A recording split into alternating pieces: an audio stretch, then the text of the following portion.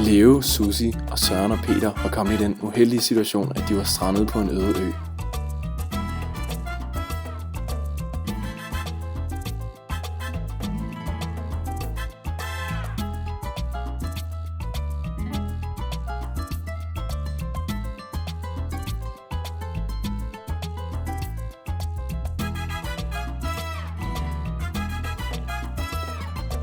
Leo sagde, hvordan kommer vi væk fra den her ø af?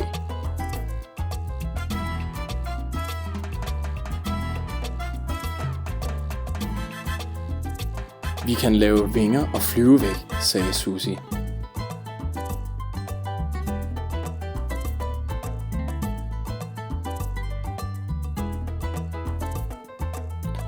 Vi kan også lave en ubåd, sagde Søren.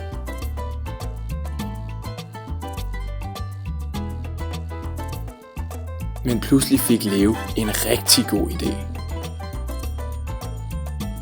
Vi laver et skib, sagde Leo.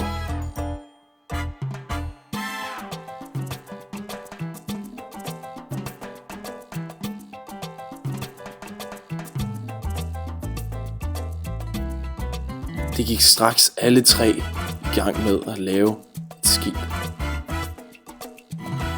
Men Susie stod og gav ordre med en pisk. Kom så i gang, sagde Susie. Men hvad havde Peter så foretaget sig i al den tid? Jo, Peter havde stået på sidelinjen og kunne se klart. Det går ikke, tænkte Peter.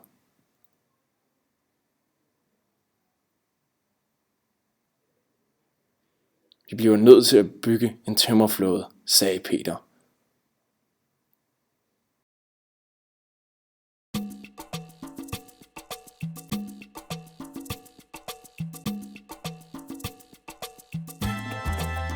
Der gik ikke længe, før de 4 strandede kunne forlade øen på deres splinternye tømmerflåde. Det var faktisk her, at Susie og Leo startede deres musikalske karriere. Og hele turen var rigtig hyggelig. Lige indtil de alle sammen blev spist af en haj.